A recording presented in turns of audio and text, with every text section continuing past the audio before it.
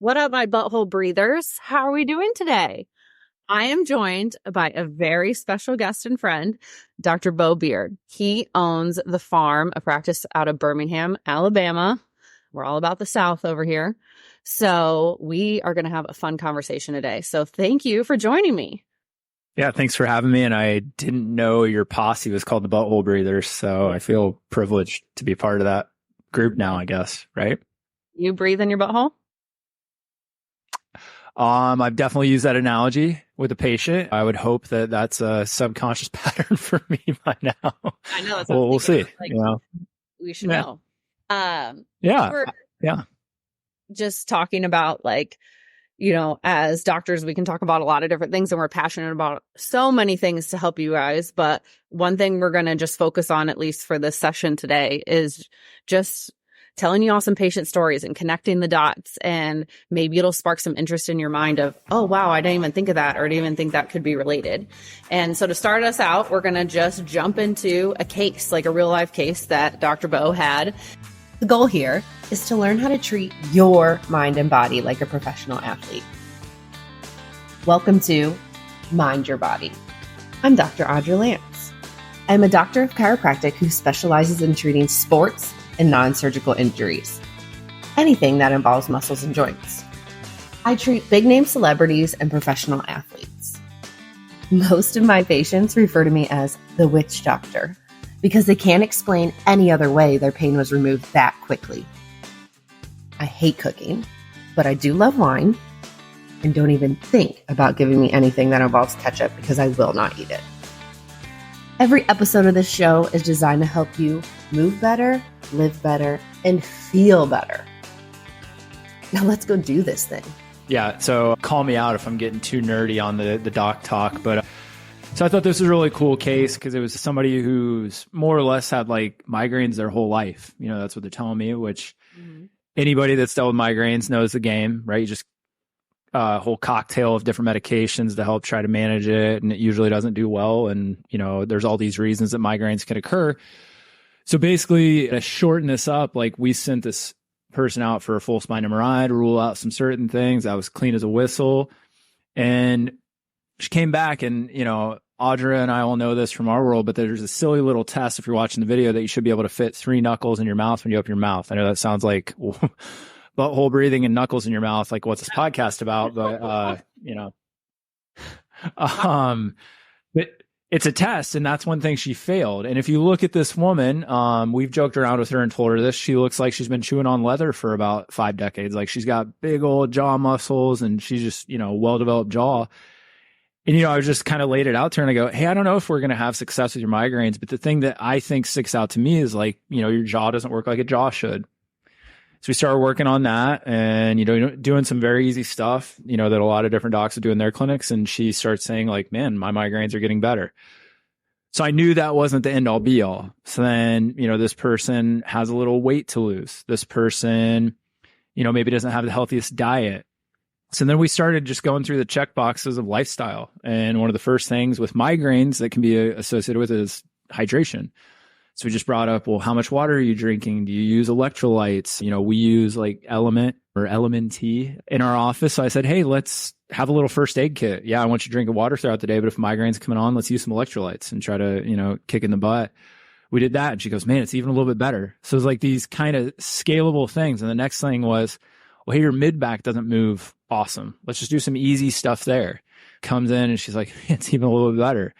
Then we started talking about breathing, which is what we led off with this in the podcast, and started talking about breathing and even tying into she has a little bit of anxiety. And then we gave her breathing drills to do before she goes to sleep at night. And, you know, if she's feeling anxious or if she catches herself clenching her jaw, that's her like default reset. But I actually just saw this patient this morning and we were talking about, you know, dietary things. She's on board. The cool thing is, from a doctor side, like, once people see that they can have benefits, they're kind of like, what else can I do? And then when they see that, you know, the ladder being climbed towards, you know, I guess if you want to say optimizing your health, I mean, she's all about it. And like, her goal now is to get back to exercising, lose some weight. So I like when a patient gives me the ability, right? And maybe I have to earn that to kind of delve into the other areas of health, because I don't think anything is a standalone. I'm sure you'd agree, Audra, a standalone like musculoskeletal thing. We're a system of systems. And when I get to explain all that stuff, I think you get to really educate people and you'll have much better long-term outcomes. And I think my goal with every patient is not just to get them out of pain. It's let's make them a healthier individual that, leaves my office. Our cheesy tagline is better than before. And that means that if I'm not in their life, they're still doing better. Mm-hmm. Yeah. And I think I love how you described how you did this, because I think that's where people get, I don't know, a little bit frustrated or a little bit like, no, I'm not going to do that, because they go into a doctor and they give them 20 pages of something to do. And like, you just were like, slowly a little bit, your dosing was correct. And it wasn't so overwhelming for the patient to be so stressed out of, oh my God, if I don't do all these things, I'm going to be in this miserable of pain. But yeah, like correct me if I'm wrong. Was she like, if it was a 10, the migraines with the first intervention, was that already down to a 5, or was it more like 9, 10, and you slowly each intervention took it down? Yeah. So her kind of entry to the clinic, lifelong, she's in her 50s, lifelong migraines. But what had happened was the month and a half prior to seeing me, she'd had a constant headache, which can be scary sounding to a clinician. And they were different, like they're on a different side of her head and they were constant. And she's just like, something's got to change. She's like, before I could take, Imitrex or something and like help it, she goes, nothing's helping. So she had reached also, there's this kind of interesting psychologic hurdle that sometimes people have to get over of like, man, I'm done. And I'm not saying that's all her case, but she was like, I got to do something. So she was coming in 10 out of 10, constant. And it was a slow trickle. Like it became, okay, they're less frequent, but still as intense. Okay, now their frequency is down, the intensity starts dialing down. Well, now I can control it, doing jaw exercises when it's, I feel the prodromal stuff coming on. So yeah, it was just a little chip away. And I think that gave me more bandwidth to kind of throw more stuff at her. Cause let's say she would have came in, 90% better. I don't think she's going to stick with me that long. She's like, I'm just going to do these jaw exercises. But the fact that we chipped away at it, she kind of saw like the continual progress. But this goes with all of our patients. It's just sometimes, like the patient isn't ready. Like I said, there may be a hurdle that they need to overcome or a pain point that they got to get to.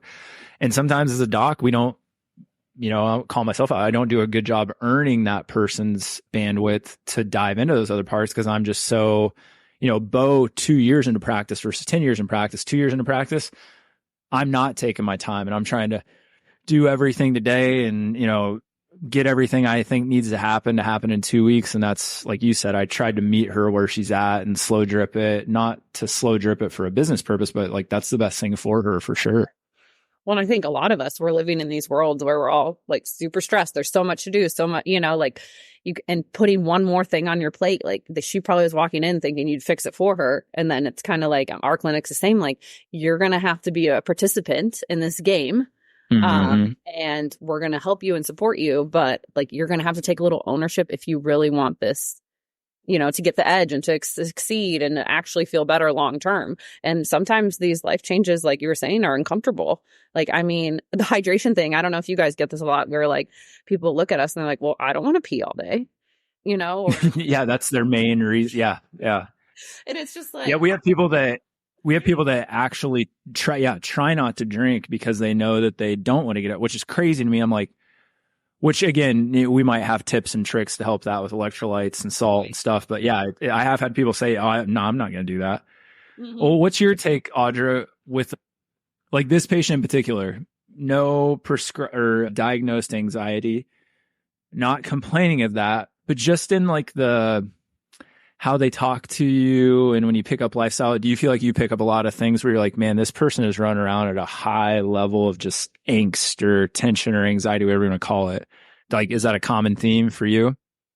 Yeah. And I would say like where I feel like, we all have our little pockets of genius level is like, I feel like I'm really good at reading people. And like when they talk, like I just notice every little thing. I think there's a lot of us that are great doctors, but we all have our little thing that you're like, oh, this is why I'm really good. And this is what I get really excited about.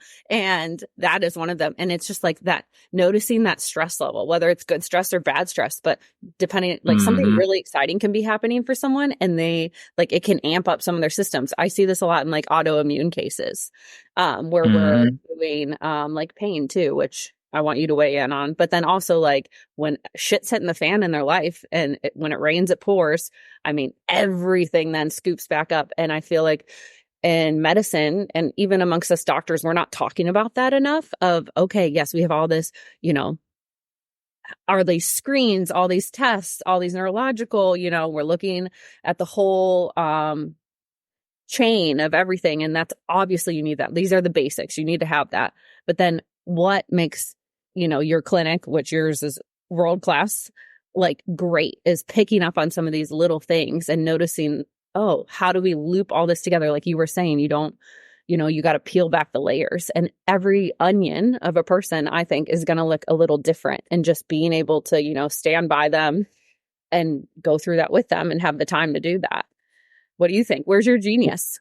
Where's your little genius? Well, so you, earlier you said, you know, it can seem so complex and like overwhelming for patients sometimes. And the interesting thing, I think, you know, it's hard to kind of talk about, oh, what's your little piece of genius? But time and time again, like I think it is that integration. Like I think I'm really, really good at taking all of the data and then making it way less complex, but also do a pretty good job of picking the biggest like link in the chain that's missing or weak.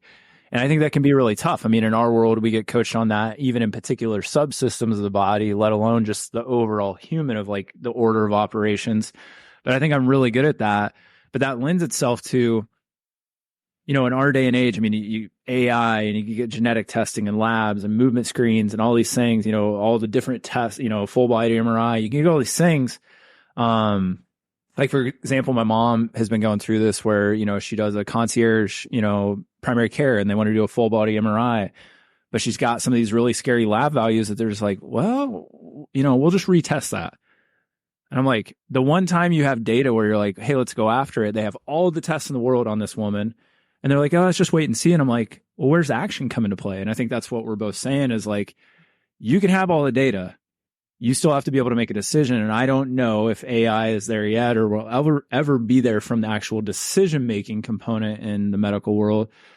But I think that's what patients are desperately like reaching out for is like, yeah, we can wear Oura rings and all this stuff. And it's like, I think for a while people thought they maybe knew what to do with that. And now the more we know, it's like, ooh, what do I need all this information? What is pertinent?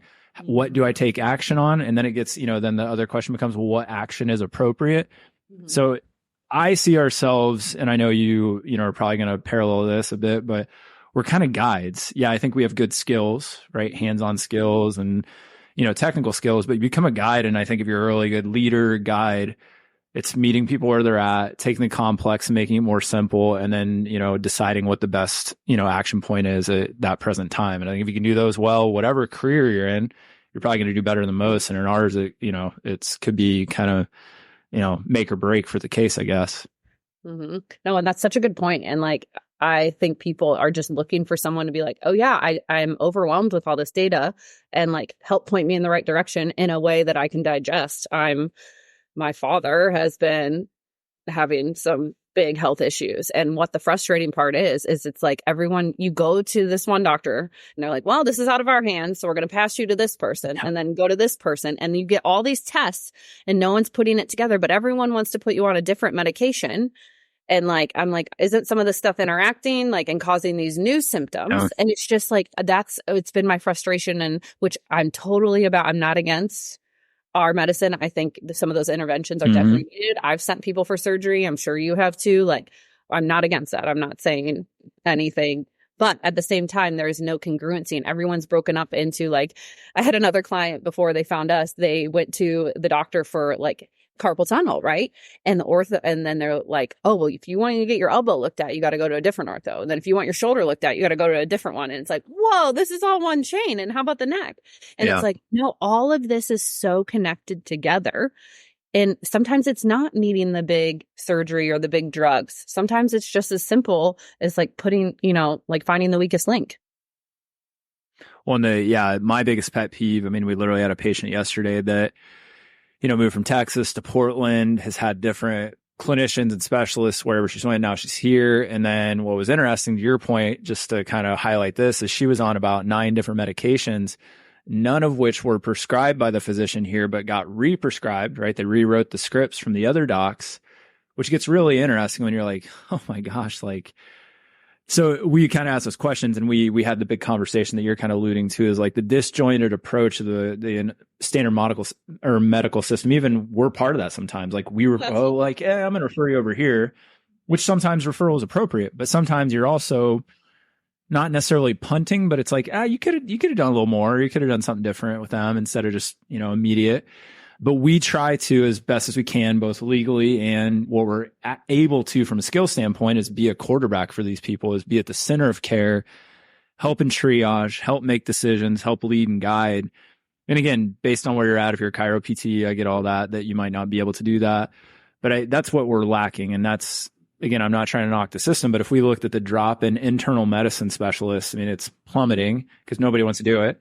And then primary cares are just losing time. And it's like, I feel for people. We don't, we're in the same scenario. We're not outside of the medical. We're part of it, both from a patient and a practitioner. So it's frustrating, but you just try to do the best you can and not overstep your bounds from your scope, but also say, we have a pretty decent scope. So like, I want to use it, and that's one of our mentors, Dr. Brett Winchester, always kind of says, like, I'm trying to push the edges of what a chiro can do. And I think that's what he means. Mm-hmm. Absolutely. And I mean, I love being a part of a team with every patient and talking to other, practitioners or coaches or whatever. Because I mean, it's more congruent and you see the patient benefit. I'm sure you see that too all the time.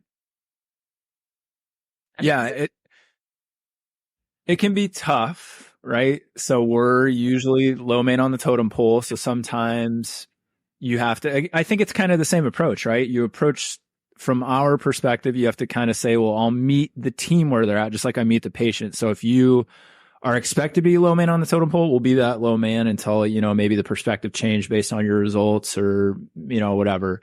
Other times, what I've found more often than not, especially, is I've probably gotten more confident and competent, clinically, and is actually the team is like kind of just as lost as the patient.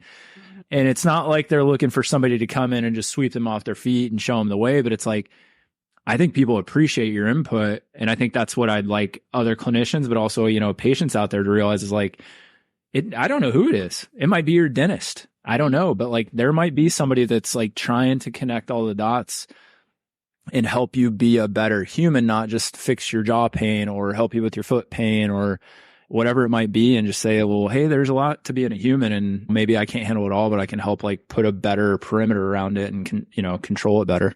Mm-hmm. Yeah. And I mean, that's kind of like my motto and like what we strive for at the clinic of, hey, listen, I know that sometimes we're not going to be able to fix everyone. And so you might not even be meant to be in our clinic. It might not be clinically appropriate. Like we might have to do the referral, but I hope by us having an interaction with anyone from the team that we somehow make your life better or make you understand the full picture, whatever it may be, that you were like had a great impact. And I think that's important, especially in these days and age, like you said, of like doctors are rushing insurance. You have to like see a ton of people in order to pay the bills, and like they're not rewarding you for spending time and like helping the person. It's about a numbers game. Well, the PR campaign that I wish was run for chiropractic, because back in the day it was like, I think all chiros wanted the PR campaign to be like maintenance. Hey, come see us more often to keep you moving and keep you healthy.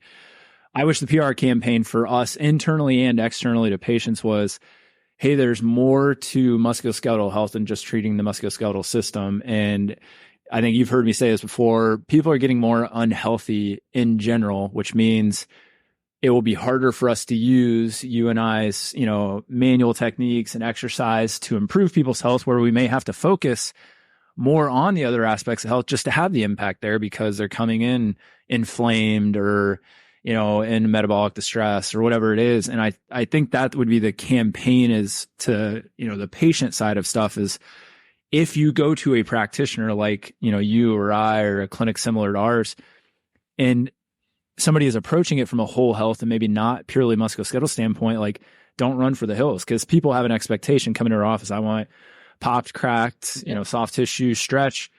That could be great. But if they, if that's not what you need, they're actually probably trying to do the best thing for you. And I've had pushback on that. What do why are we talking about this? It could be the biggest, link in the system that gets you to the place you're looking to go. And that's, at the end of the day, what we're trying to do is help the patient accomplish their goal, right? It's not just get out of pain. It's, what do you actually want to do if you were out of pain? And that, that could have a bunch of different rungs in the ladder to climb. No, I agree. So that brings up a question for me. In 2024, this year, like, just survey from January, just think back for a second of like all your patients in your clinic that you've seen.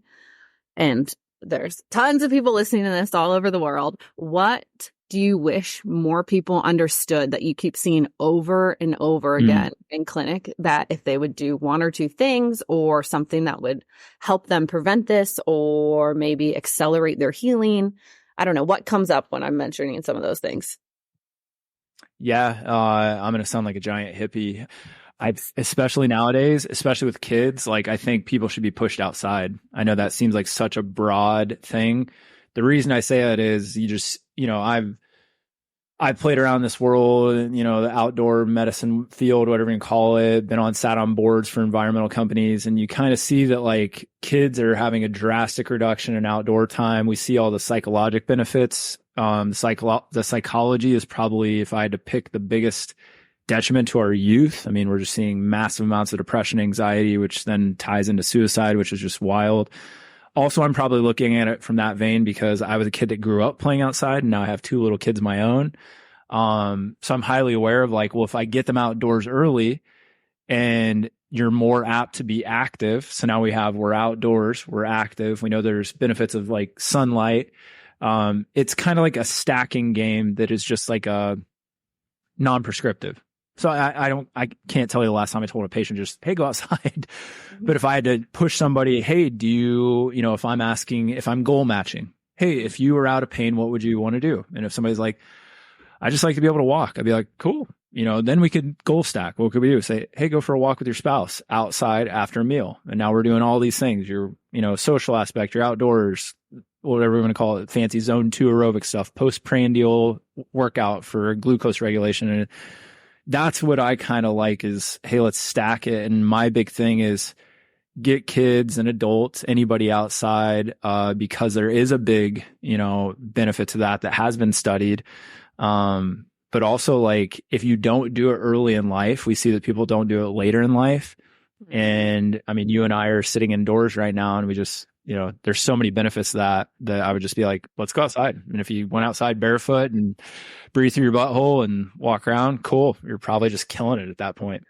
Oh my God. I love so much that you said that, because we were on the same, because yesterday, one of the things I told a patient, they're overwhelmed, stressed, whatever, there's a lot going on. And I said, the only thing I want you to do is every morning when you get up, just go outside and stand there for a second and take a couple breaths. And they're like, that's it? I don't have all this homework? And I was like, no, we're going to start there.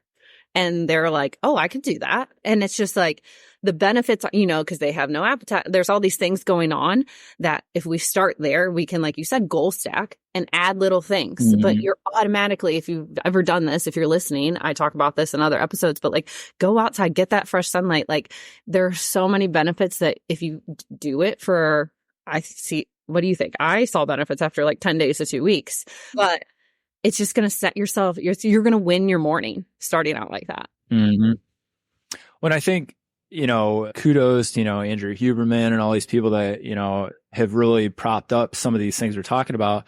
But I also think that adds to the confusion, right? Like, you see, we have sleep specialists. We have people that are talking about morning sunlight. We have people that are talking about specific hydration stuff. And it can go so far that people, I've been guilty of this too, is the stuff that is good gets turned into too complex of a thing. And then people just shut off. They're like, I was game, but then you like kept going with it. And I have to talk about, molecular changes in water and all this stuff. Why can't I just drink water? And you're like, I get it. So I think, again, I bring it back. I think our job is we have to understand at that level, because that's our job. Yeah. you will have certain people that want to understand at that level. But again, your job is it's just like getting my kid to eat healthy food. I'm not explaining why necessarily it's the best option for him. My job right now is to get him to eat it. Now, later, I need them to do that on their own, which means I have to educate them. But that's not, if I do that right now, they're just going to look at me like I'm an idiot and be like, I'm not eating that. And I think we got to realize, like with a patient, right, even ourselves, like, we'll strip the complexity away and actually get them to realize, oh, I do feel better. Just like if that kid eats that thing and like, oh, that is pretty good. That's the toughest thing, because you can't just be like, it's good for you, do it, I said so. They're not your kid. They're not going to listen to, my kid wouldn't listen to me if I said that anyways. But again, that's the prowess of a good clinician, or anybody, you know, somebody that's in the public eye that's maybe not a clinician that's getting people to do healthy things, is, well, how do we motivate people? And in our world, we know that the best type of motivation comes from within. So it's kind of getting that person or that patient or whoever to kind of say like, yeah, I think that's a good idea. Now, how you do that? Million different ways. I have, you know, that's different for every patient. Right. And every patient might, like, not every patient that's going to be good for. Like, yeah, you got to be able to pick and know the person. And like you said earlier, meet them where they're at and figure out what are the few best things, or the one thing that you can start with that they're going to see benefit from and is going to be helpful. And I think that's part of the game, that there's no exact, I don't know, there's no exact formula to teach other clinicians that, I feel like, of just being able to read. It takes practice. Like, one of my favorite things to tell students is, they're like, what course should I take? What should I do this? Of course I have suggestions, but you know what I think you should do? Go sit at the bar, or go sit at a restaurant bar and talk to people. And because you need to start learning that. And I know you and I geeked out over this in Prague, of like learning people and the cues and everything behind that. Because if you can't talk to your patient, or even if you can't talk to your doctor and communicate, like, it's going to be a little harder. So I don't know. Especially, well, if we had to draw another parallel, I mean, if we talk about those maybe kids that are spending too much time indoors, what are they also doing? Not socializing. So we're already seeing the ramifications of that. But, you know, another 5 years, we're going to have maybe a whole, you know, and I sound like an old guy now, but a whole generation that maybe that's harder to do, which also makes our job harder. Because they may not be able to connect on where they have to put the first foot forward, it may be harder for us to connect with people like that. And I was kind of telling somebody the other day, this sounds kind of goofy now, but like, I was a business major in undergrad, and I was part of a business fraternity. Shout out to Alpha Kappa Psi. And they were like, what do you do in a business fraternity? I was literally like, you learn how to talk to people and present yourself well and meet people where they're at. And part of it was sales. But then I looked back and I kind of had to think about, well, what did you do? It was literally learning how to connect with people and, you know, be in a scenario where you were comfortable and putting yourself out there where you were also uncomfortable. That's all it was. You know, it wasn't like you learned how to do accounting or something. It was just the social aspect of working with humans, which really comes down to what we're saying, right? If you're going to be a good coach or leader, that's what you're doing. You're connecting with somebody, aligning their goals with your treatment or advice, and then walking them down that path over time. And if you have people that don't follow your guidance, or, you know, fall off, I mean, yeah, you're going to have cases that you don't help because of the technical, like you maybe didn't have enough skill for it. Hopefully that gets rarer and rarer as you get better as a clinician. But I'd say I don't know if you agree with this, most of my failures are probably the lack of rapport, connection, understanding, much less the technical, like, oh, I'm not good at that.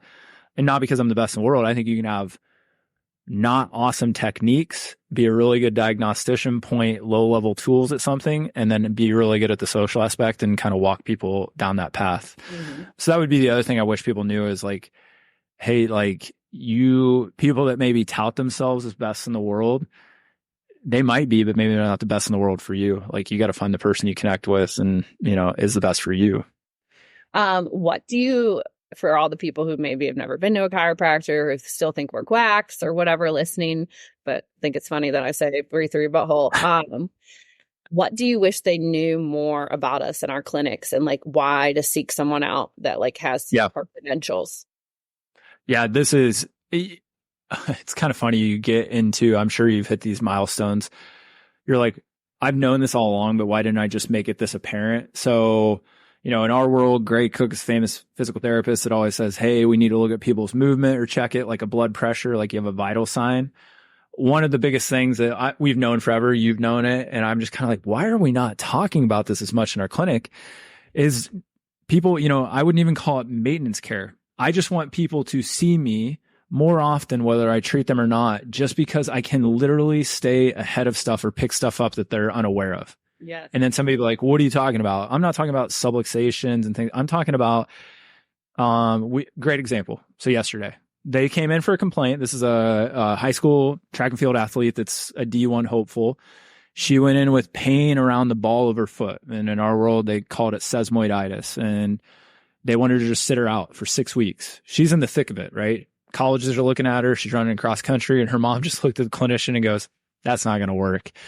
So they come into me and I'm like, I don't really agree with that. But the bigger point was, I was like, if we knew what was going on with her the whole time, right? Like, she's had the same issue for years, right? She came out of dance, how her feet work, all this stuff. They didn't know all that, right? She went to this, and I'm not, blaming her. She went to this ortho visit and it was kind of like, oh, you have this thing. So we're just going to sit you. I've seen her for long enough. And luckily I have that pre-knowledge, like a pre-season concussion assessment or baseline, and be like, because I've done these assessments on you, I know how you move. I can kind of correlate what you're dealing with now better. Same thing. I can just kind of see how you're moving. And then pretty soon it's like, I don't think it's that thing. Let's see what happens. And she leaves the clinic like 90% better. And you're like, that's cool. Cause maybe you save a scholarship. Maybe, you just save a season, whatever it is, or you save the person's stress and, angst of having to sit out a season. But the only way I was able to do that is because it was an easy, like, oh, I know what's going on before. I know what's going on now. And if I could get people to realize, like, don't wait for an injury to occur, get ahead of movement, and we use movement as a proxy. You can test all sorts of stuff. And it's having that framework. But most people in our realm wait for an injury, want a PT script, have a surgery, and then we become, the third, fourth, fifth option. So yeah, I wish I treated it like that earlier in my career, even though maybe I felt a little weird about it, of like more like get in front of it. Let me see how you're doing when you're doing good. And don't even have to treat you that day. Maybe just come in and it's like a checkout or an exam. Yeah. I feel like a lot of us went through that evolution because when we were at school back in the day, now that I feel like we are getting old, it was like, no, we don't want to look, we want people better in 4 to 6 visits or you're a failure. And I used to, oh my God, the stress. And then I had people my patients brought it to me. Hey, I feel so much better. I feel better. I can work better. I do better workouts. I can run faster. I'm able to do these races. I'm able to be more patient at home with my kids and my spouse. Can I keep coming? And I told them no at first. Because same. So I was like, no, you're good. Yeah. And then when someone kind of was their CEO kind of said, no, this is what I'm doing. And they dictated okay. And then I saw the benefits. And like you were saying, that relationship, or that I know Brett Winchester says this too, but like marriage, like this is kind of, we're going through the ups and downs with you. And it has been incredible, not only from like a body, but like you said, someone that knows your patterns or your inconsistencies and your full history and like everything before. It's easier to catch stuff or not make it happen at all. Well, again, if you put yourself at the center of that person's health, you try to look at the picture. And like, you can pick up different, two perfect examples of what we're saying. So I had an old patient that actually had to see a different doctor in her office because we're doing this podcast today, but I caught him in the lobby and he goes, I don't get it, man. Like nothing happened. My back flared up. And I'm like, well, it can happen because of all sorts of stuff. Like, you're doing something different. You've been sitting more, lack of sleep. He goes, yeah, I haven't been sleeping much. I was like, I don't know if that's it, but it could be that. The other thing, we started with my migraine patient that we were kind of connecting the dots. So to speak to hey, you're good, I don't need to see you for a while. I was trying to say, hey, let's go 3 or 4 weeks and see if you're still good without seeing me. And she just looked me dead in the eye. She goes, I'm coming in 2 weeks. And I was like, okay. I've learned my lesson before. I'd be like, no, I'm in charge a month. And she's like, I'm coming in 2 weeks. I was like, okay, cool. And that's because why? I'm leading her down the path. Now you could take advantage of that. That's not what we're talking about. We're talking about we shouldn't get in our own way and realize that seeing somebody more often is not a dirty thing. And if you do it appropriately, it is actually the best thing for the patient. Yeah. So like seeing people often dirty, hands in your mouth, breathing in your butthole. We're just continuing the theme. But just pick a sound bite and run with it on this one. It's going to be good. Yeah. It'd be good. And you can see how much fun we're having. And speaking of that, we have come together and our partners and have decided to launch. It's called Blackjack Education. Speaking of fun, where we are teaming up and taking over the South for education. So this is doctors, trainers, chiros, PTs. What am I missing? Student. Massage therapist. Yeah. A little bit of everything. Host many courses over the years to come in Nashville. So you're going to get to have fun and learn a bunch and, you know, talk about some of these other topics like we've talked about today of like things I wish I would have known earlier on and all this stuff so that we can help each other out. There's room at the top for everyone. There's room for everyone to get better, to heal more people. Do you want to tell the story of how we came up with this? Yeah. So Audra and I, actually, we were in Prague last year at this time. We were in Prague with a big group, learning some fancy stuff at a really cool hospital over there. And every night, pretty much in our hotel, we go to this casino where maybe we weren't, you know, the most popular guests because we're allowed and we're from America. But yeah, that's what you're going to get more of at these courses in Nashville. And basically, we're just sitting around and we're like, man, we should do some fun. And Audra had in the right order, fun and education. We should do some fun stuff, you know, around our area because I'm in Birmingham. And we said, man, okay, let's do it. And then we're like, what we name it? We're like, something with gambling. And then, I mean, we're literally playing blackjack. And I think you were just like, what about blackjack? And we're like, go with it. So that's kind of the theme. And then we want to stick, you know, to be on brand. So yeah, we want the highest level educators coming to, you know, play in Nashville, but we want to make sure it's fun. Just like if you can make it a good experience for your patient, or if you're a patient, you enjoy the experience, it actually improves benefits. And that's not just, you know, the placebo effect. That's a legitimate thing. And, you know, that's what we want to see at these things is people have a really good time, great connection. We've got really good ideas of what we're going to do outside of our first course, which is the first weekend in April 4th through the 6th. We mentioned him twice already, Dr. Brett Winchester for DNSA. Yeah, I'm stoked. It's going to be what's in the Gulch. Yeah, it's going to be awesome. Yeah. Shout out to Shed Fitness. That's where they want to partner up and they're letting us use their beautiful facilities. And like you said, it's in the Gulch, which is one of the like little neighborhoods of Nashville. Easy to walk to Broadway, to Honky Tonk if you want. I mean, for more information, ask us any questions you want. Or if you want to listen to like a lot of questions answered, we did a podcast on Dr. Beau's podcast, the Farmcast. We can link that in the show notes. And you can go listen to a little bit more detailed of everything we're talking about. But any questions, please don't reach out to me, but if from here or Blackjack EDU on Instagram, right, is the handle. We'll link that too. And blackjackeducation.com if you want to go sign up for that course. Yep. And we are so excited. We're probably going to do another thing together, answering all the questions we get. And we want to know what you want. What is going to make the seminar, like, I don't know, a hit or whatever for you. Game changer, man. We're going for big. We want to create something that's not being done. And I know that's hard to do in our realm because people host awesome courses and everything. And the course, you know, might be the same, but it's like, that's what we want to do is how do we make it a better experience? So if you've got input, you just let us know. We'll try our best to make it happen. Yes. Well, thank you so much for joining me today. And I hope you're not melting down there. Not melting. It's actually been cool this week. I think we're going to get heated up, but I'm actually going to go for a run after this. So we'll see if I'm, you know, turn into a pool of sweat. I'll take my element if I do, though. There you go. And don't forget to breathe in your butthole. And that's right.